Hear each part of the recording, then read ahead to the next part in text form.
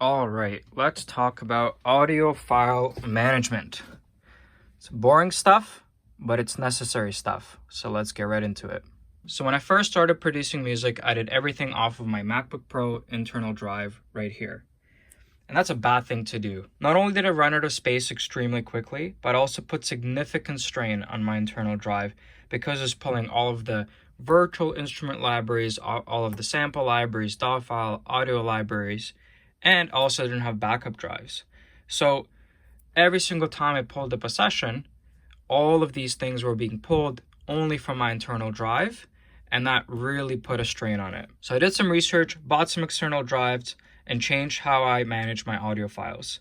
And in this video, I'll show you exactly what I'm doing now in my music production process and what works for me. Now I have this little chart that I put together to help us follow along in today's video, but I'll show you also, all the different drives that I have across my studio.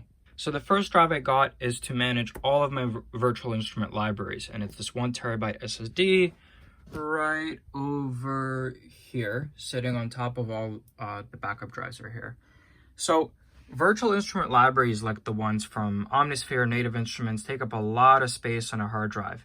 And I recently upgraded to the Native Instruments Complete 13 Ultimate Collector's Edition, and you can see some of these things take up so much space. Like this one viola takes up 21 gigabytes of space, and in total, this entire library takes up 900 gigabytes on my SSD. Now, if you add Omnisphere, that takes another 80 gigabytes, that's already maxing out this 1 terabyte SSD, so I'll probably even have to upgrade this one soon too.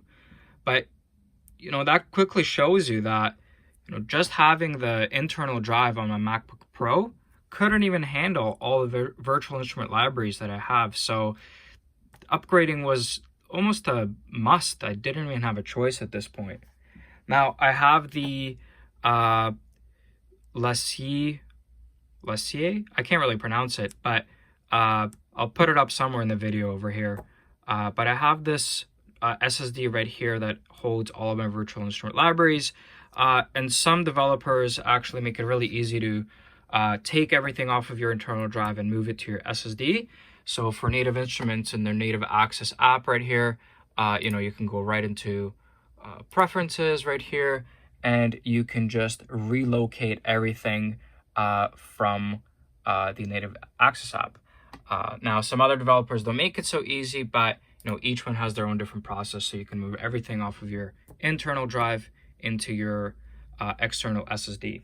In addition to also running out of space on my MacBook Pro, this also eased the strain that my internal drive was experiencing during different sessions, because now, it was able to pull different libraries from the external drive and not have to read everything from the internal drive as well. So this definitely eased the strain that the drive is experiencing. The next drive I have is for sample libraries. I also split this out into a separate drive.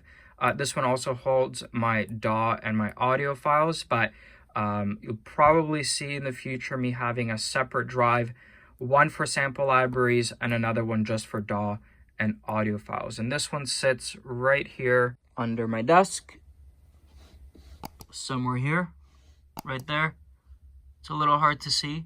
But yeah, that drive holds all of my sample libraries, DAW and audio files. So what I was doing before as well is not only was my internal drive pulling all my virtual instrument libraries, but it was also pulling all of my DAW files, all of my audio files and sample libraries as well.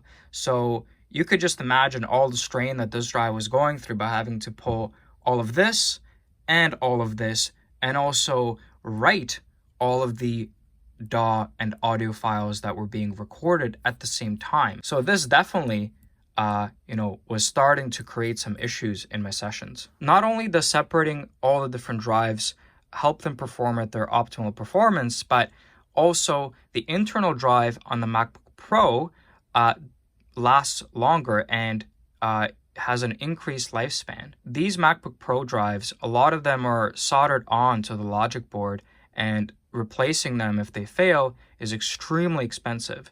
So by separating everything out like this, you're now putting some of the work onto different external drives, and if one of these fail, you can just replace it, for, you know, 100, 200 bucks and move on with your day. But if this one dies, that's really bad. Now, the last part that's very important, I feel like some people don't really do this properly, is having backup drives.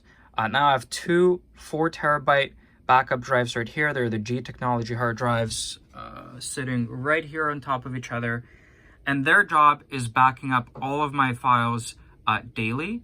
I rotate between them every single day so that I always have the latest version on one of these drives saved, all of my computer and all of my files. Now, Apple makes it really easy if you have a MacBook to back everything up using Time Machine.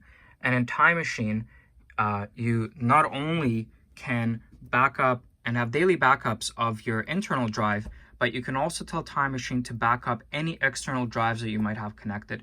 So on a daily basis, these two drives rotate and back up my MacBook Pro, all my sample libraries, DAW and audio files from this drive, and all of my virtual instrument libraries from this drive. So if anything fails at any given point, you can use Time Machine to restore any of these drives and swap them out and not stop your recording process. Now, the last thing that you'll also see change in the future, probably in addition to me splitting out this drive between sample libraries and DAW files, is to not just have my backup drives be on site, but to have even a third backup right here that you'll see in this updated chart in the future that's kept offsite in a separate location. Just because if there's a theft or a fire in my condo, then this offsite backup that I can probably use, backup once a month, can hold all my latest files in case all of it goes missing and everything burns to the ground. So this is how I manage all of my files. I hope this little chart and the little explanation helped today. It's not a long video,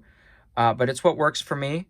And I hope it's what works for you if you also use this method of managing your files. If you liked today's video, hit that thumbs up button and subscribe to the channel. See you in the next one.